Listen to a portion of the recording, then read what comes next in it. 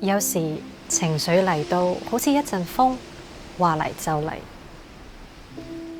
你而家咩態度啊？點解一定要跟你啲所謂規矩啫？你而家咁樣同我講嘢，係咪煮餐飯啊都唔可以靜靜地㗎？我哋會嬲，會唔忿氣，會覺得對方唔明白自己。食餐飯啫，使乜搞到成家都唔開心啊？但我哋仲有第二個選擇，靜觀。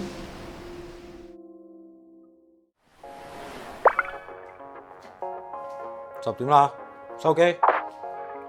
玩多一陣先啦。講過幾多次啊？規矩就係規矩。你淨係識得收機，冇諗過講咩嘅。你而家咩態度啊？你知唔知而家幾多點啊？嚇，收機。你永遠都淨係識得收機，問都唔問我做緊咩？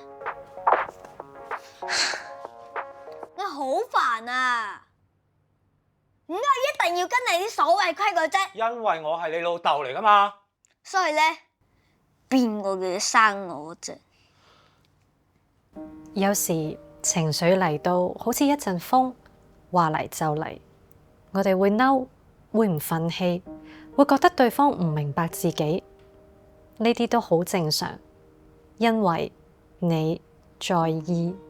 但喺情緒嘅當下，如果我哋可以停一停，唔急住反應，嘗試用五官去感受，感受呼吸，身體邊度最繃緊，慢慢吸氣，感受空氣流入鼻孔，進入氣管，慢慢呼氣，感受肩膀緩緩放鬆。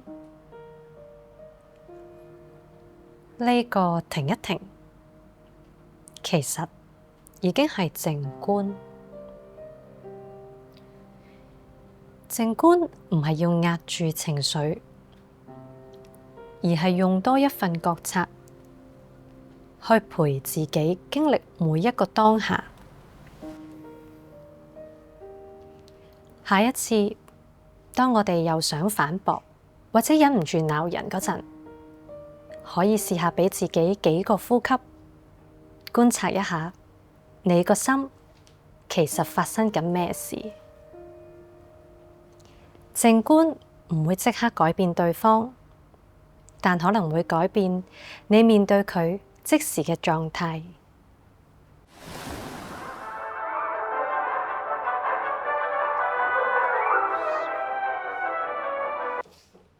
我睇緊㗎，轉返去啦！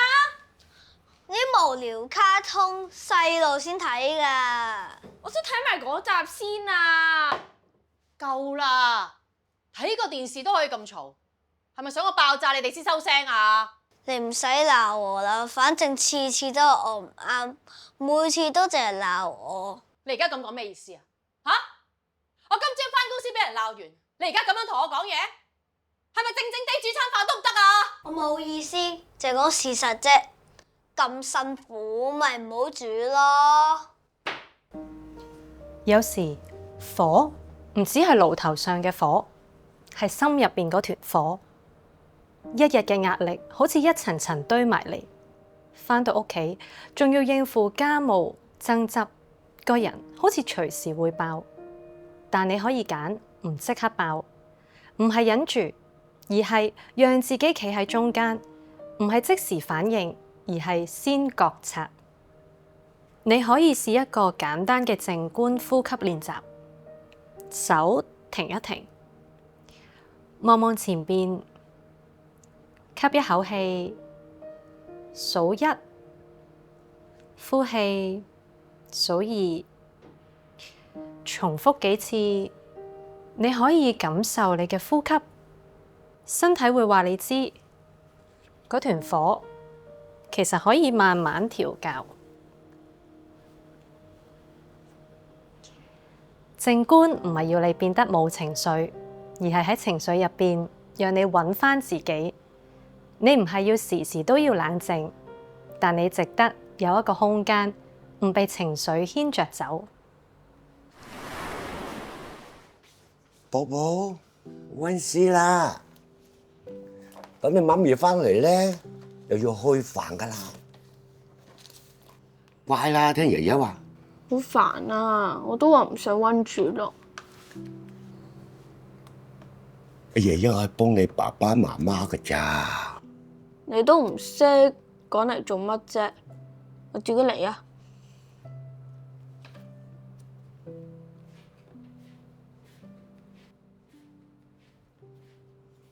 仲喺度玩電話？做晒功課未啊？做緊咯。做緊即係未做完啦。攞嚟。你淨係識收我嗰部機，你做咩唔收埋細佬嗰部啊？你有你做功課，關你細佬咩事啫？你成日都偏心，細佬做乜都得，我就成日都俾你鬧。你試下再講啊！你係咪要打你先識驚啊？攞嚟！唔好打，係我唔啱，我搞得唔好。有時最難受唔係爭吵，係你喺旁邊睇住，幫唔到手，然後開始怪責自己。阿爺冇做錯，只係太想一家人好，太怕自己拖累咗。喺呢啲混亂同埋內疚入面，如果想揾翻一啲平靜，可以由身體出發，由五感出發。你可以問下自己，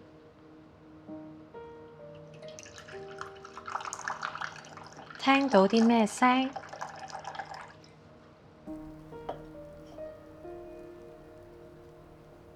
睇到啲咩顏色？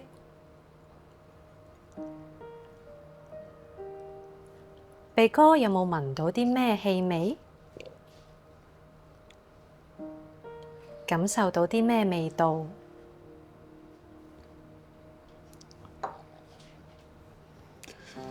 雙腳有冇觸感？身體有冇邊個部分繃緊咗？你未必可以即刻解決晒所有嘢，但你可以照顧自己此刻嘅身心狀態。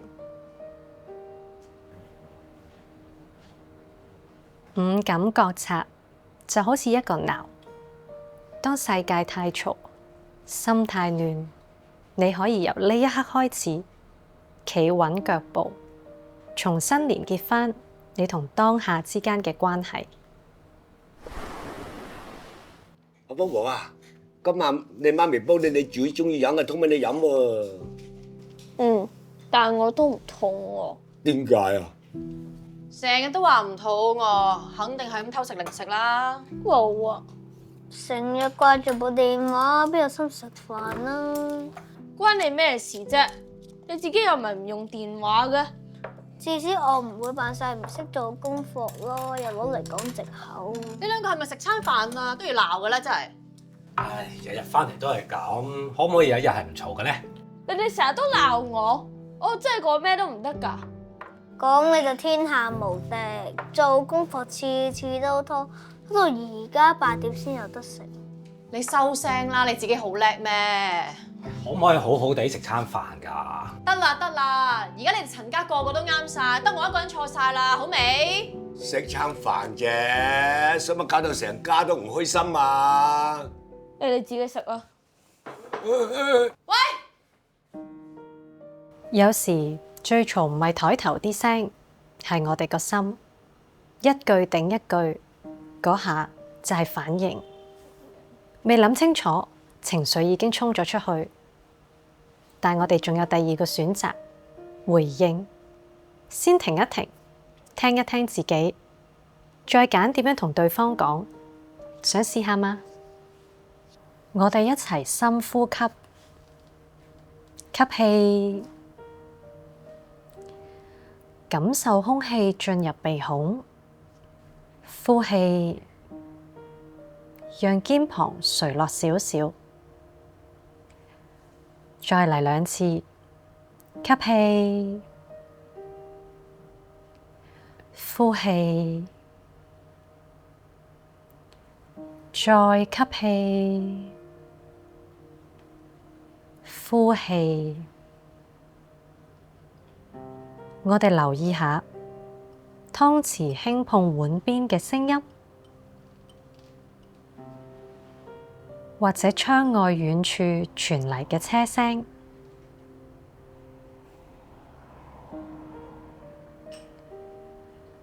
感受雙手捧住湯碗嘅溫度，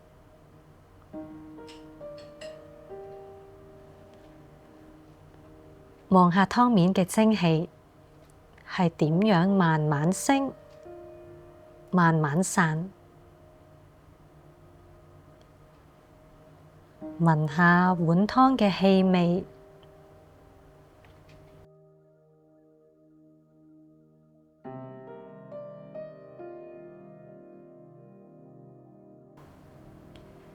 喺心入面同自己講：此時此刻，我哋一家人喺埋一齊，一同感受。